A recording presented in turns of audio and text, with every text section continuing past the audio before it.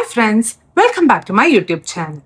ഇന്ന് നമ്മൾ ഒരു 10 മിനിറ്റിൽ ചടപടേന്ന് പറഞ്ഞുണ്ടാക്കാൻ പറ്റിയ ഒരു മാമ്പഴ പുളിശ്ശേരിയുടെ റെസിപ്പിയാണ് നോക്കുന്നത് കേട്ടോ. ഒറ്റൊരു പാത്രത്തിൽ വളരെ എളുപ്പത്തിൽ വളരെ ഫാസ്റ്റ് ആയിട്ട് ഉണ്ടാക്കാൻ പറ്റുന്ന ഒരു റെസിപ്പിയാണ്. അപ്പൊ അതിന് എന്തൊക്കെയാണ് വേണ്ടതെന്നുള്ളത് ആദ്യം തന്നെ നോക്കാം. ആദ്യം തന്നെ നമുക്ക് വേണ്ടത് മാമ്പഴം. ഓഫ് കോഴ്സ് നാട്ടുമാങ്ങ കിട്ടുമെങ്കിൽ അതാണ് ഏറ്റവും നല്ലത്. നമുക്കിപ്പം ഞാൻ മുമ്പ് എൻ്റെ വീഡിയോസ് കണ്ടവർക്ക് അറിയാം, ഞാനുള്ളത് കാനഡയിലാണ്. ഇവിടെ നാട്ടുമാങ്ങയൊക്കെ കിട്ടല് വളരെ കിട്ടില്ല എന്ന് തന്നെ പറയാം. അപ്പൊ ഞാൻ കിട്ടിയ മാങ്ങ എടുത്തിട്ടുണ്ട്. അത്യാവശ്യം നല്ല പഴുത്ത മാങ്ങ നോക്കിയിട്ടാണ് എടുത്തിട്ടുള്ളത്.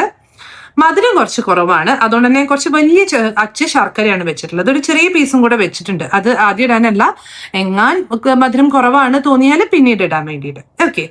പിന്നെ വേണ്ടത് നമുക്ക് നാളികേരം, തൈര്, മഞ്ഞപ്പൊടി, മുളക് പൊടി, ഉപ്പ്, കടുക്, ഉലുവ, ചെറിയ ജീരകം, അതുപോലെ വറ്റൽമുളക്, കരിവേപ്പില. പിന്നെ ഞാൻ എപ്പോഴും പറയുന്ന പോലെ തന്നെ വെളിച്ചെണ്ണയും കൂടെ വേണം. ഞാനത് ഇവിടെ വെച്ചിട്ടില്ല. അപ്പം ചടപടേന്ന് പറഞ്ഞിട്ട് എങ്ങനെയാ അത് ഉണ്ടാക്കുക എന്നുള്ളത് നോക്കാം. അപ്പോൾ നമുക്ക് സ്റ്റാർട്ട് ചെയ്യാം അല്ലേ. നമുക്കൊരു കുക്കർ എടുത്തിട്ട് അതിലേക്ക് എടുത്തു വെച്ച മാമ്പഴം, ശർക്കര, അതേപോലെ ആവശ്യത്തിനുള്ള ഉപ്പ്, മഞ്ഞപ്പൊടി, മുളക് പൊടി ഇത്രയും ഇട്ടിട്ട് ആവശ്യത്തിനുള്ള വെള്ളം, അധികം വെള്ളം വേണ്ടേ, കാരണം ഈ ശർക്കരയൊക്കെ വെള്ളം തന്നെ ആവുമല്ലോ. ആവശ്യത്തിനുള്ള വെള്ളം കൂടെ ഒഴിച്ചിട്ട് നമുക്ക് ഒരു 2 കൂടി വന്നാൽ 3, അത് മാംഗോന്റെ അതായത് മാമ്പഴത്തിന്റെ പഴുപ്പ് അനുസരിച്ചിട്ട് 2 കൂടി വന്നാൽ 3 വിസില് വെക്കാം. ഓക്കെ. അപ്പം ഞാൻ അടുപ്പ് ഓൺ ചെയ്തിട്ടുണ്ട്. ഞാനൊരു 2 വിസിലേ വരുത്തുന്നുള്ളൂ. വിസിൽ വരട്ടെ. ആ നേരം കൊണ്ട് നമുക്ക് അരപ്പിനുള്ള കാര്യങ്ങൾ ചെയ്തിട്ട് വരാം. അപ്പോൾ അരപ്പ് തയ്യാറാക്കാനായിട്ട് നമുക്ക് ആദ്യം തന്നെ നാളികേരം ഇതിലേക്ക് ട്രാൻസ്ഫർ ചെയ്യാം.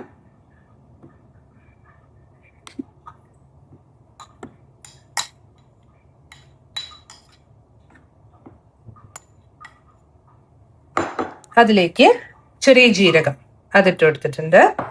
ഇനി ഞാൻ വെള്ളം കൂട്ടിയിട്ടല്ല, അപ്പൊ അവിയലിനാണെങ്കിൽ ഒന്നിനും ഞാൻ വെള്ളം കൂട്ടിയിട്ടല്ല അരയ്ക്കുക. തൈര് ചേർക്കേണ്ടടുത്ത് ഞാൻ തൈര് ചേർത്തിട്ട് അരയ്ക്കുക.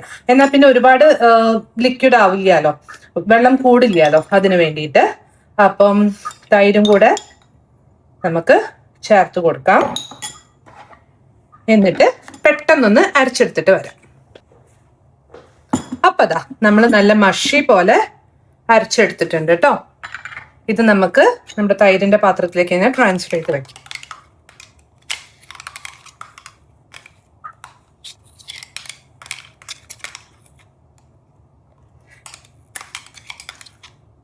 നമ്മുടെ വിസിൽ വരാനായി ഉണ്ടാവും.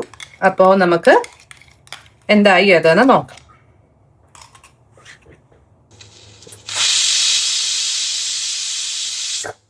രണ്ടാമത്തെ വിസിലും വന്ന് ഞാൻ ഓഫ് ചെയ്തിട്ടുണ്ട് കേട്ടോ. ഇനി അതിന്റെ ആവി മുഴുവൻ പോട്ടെ. അപ്പൊ ആവിയൊക്കെ പോയിട്ടുണ്ട് കേട്ടോ. അപ്പൊ എന്തായാലും നമുക്ക് ഒന്ന് തുറന്നു നോക്കാം.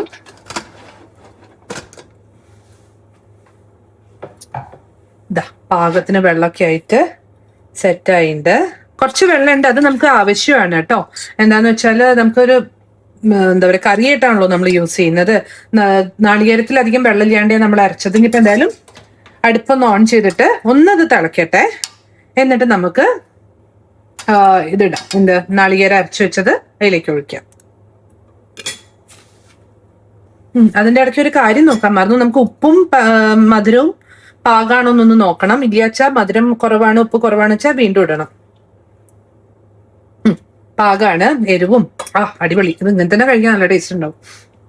അപ്പം മധുരം കുറവാണെങ്കിൽ ശർക്കര ഈ സ്റ്റേജിൽ ഇടണേ. നാളികേരം ഒഴിച്ചു കഴിഞ്ഞാൽ പിന്നെ നമുക്ക് ഇടാൻ പറ്റില്ല. അപ്പൊ അത് തിളച്ച് തുടങ്ങുന്നുണ്ട്. ഒന്ന് നന്നായിട്ട് വെട്ടി തിളക്കട്ടെ. ആ സമയത്ത് നമുക്ക് നാളികേരം അരച്ചു വെച്ചത് ഒഴിക്കാം. അപ്പൊ നന്നായിട്ട് വെട്ടി തിളച്ച് തുടങ്ങി. ഈ സ്റ്റേജിൽ നമുക്ക് അരച്ചു വെച്ച നാളികേരം ഇതിലേക്ക് അങ്ങ് ഒഴിക്കാം. എന്നിട്ട് ഒന്നുകൂടെ നല്ലോണം തിളക്കട്ടെ. അതിനുശേഷം ഓഫ് ചെയ്യാം കേട്ടോ.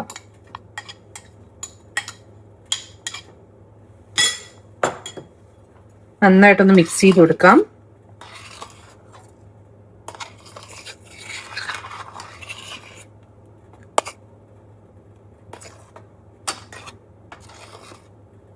നമുക്ക് കിട്ടിയ ശർക്കര കുറച്ച് കറുത്ത ശർക്കര, അതുകൊണ്ടാട്ടോ ഈ കളറ്. തിളക്കട്ടെ, എന്നിട്ട് നമുക്ക് ഒന്നുകൂടെ ടേസ്റ്റ് നോക്കാം. അപ്പൊ അതാ നന്നായിട്ട് വെട്ടി തിളച്ചിട്ടുണ്ട്. അപ്പൊ നമുക്ക് ഇതെടുത്ത് മാറ്റിയിട്ട് വറവിനുള്ള കാര്യങ്ങൾ നോക്കാം. വറവിടാനായിട്ട് ഇതാ ഞാനൊരു ചട്ടി വെച്ചിട്ടുണ്ട്. അതിലേക്ക് കുറച്ച് നല്ലോണം വെളിച്ചെണ്ണ ഒഴിച്ചു കൊടുക്കാം.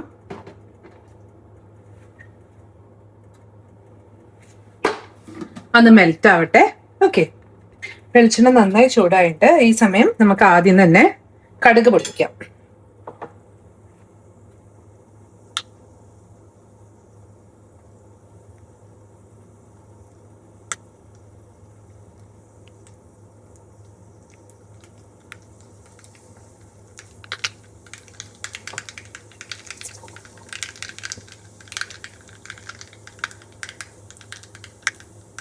കടുക് പൊട്ടി വരുമ്പം ഉലുവ ഇടാം.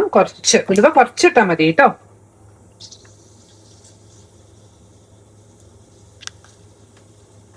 ഇനി കറിവേപ്പിലയും വറ്റൽമുളകും കൂടെ ഇട്ടിട്ട് നമുക്കത് ട്രാൻസ്ഫർ ചെയ്യാം. ഞാൻ ഈ ചൂടുള്ള അടുപ്പിലേക്ക് വീണ്ടും മാറ്റി വെച്ചോണ്ട് കേട്ടോ തിളയ്ക്കുന്ന. അടുപ്പ് ഓഫ് ചെയ്തിട്ടുണ്ട്. ട്രാൻസ്ഫർ ചെയ്യാം. നമുക്ക് ഒരു പാത്രപാകം വന്നതിന് ശേഷം സെർവിങ് ബൗളിലേക്ക് മാറ്റാം. അപ്പൊ ഇതാ നമ്മുടെ നല്ല അടിപൊളി മാമ്പഴ പുളിശ്ശേരി റെഡി ഉണ്ട് കേട്ടോ. ഞാൻ ടേസ്റ്റ് ചെയ്ത് നോക്കി. ഓഫ്, വേഗം ചോറിനാൻ തോന്നുന്നുണ്ട്, അത്രയും ടേസ്റ്റ് ഉണ്ട്.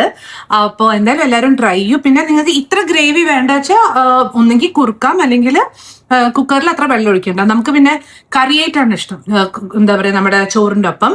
ചിലർക്ക് സൈഡായിട്ടായിരിക്കും ഇഷ്ടം. അങ്ങനെയാണെങ്കിൽ വെള്ളം കുറയ്ക്കാം, അത്രേ ഉള്ളൂ. അപ്പൊ എന്തായാലും എല്ലാവരും ട്രൈ ചെയ്യണം. നിങ്ങളുടെ വീട്ടിൽ ഇങ്ങനെയാണോ ഉണ്ടാക്കുന്നത്, എന്തെങ്കിലും വ്യത്യാസം ഉണ്ടോ ഒക്കെ ഒന്ന് കമന്റ് ചെയ്യൂ. അപ്പോ വേണ്ടപ്പെട്ടവർക്ക് ഷെയർ ചെയ്യൂ. സബ്സ്ക്രൈബ് ചെയ്യാത്തവർ സബ്സ്ക്രൈബ് ചെയ്യൂ. അപ്പോ അടുത്ത വീഡിയോയിൽ കാണുന്നവരെ ബൈ.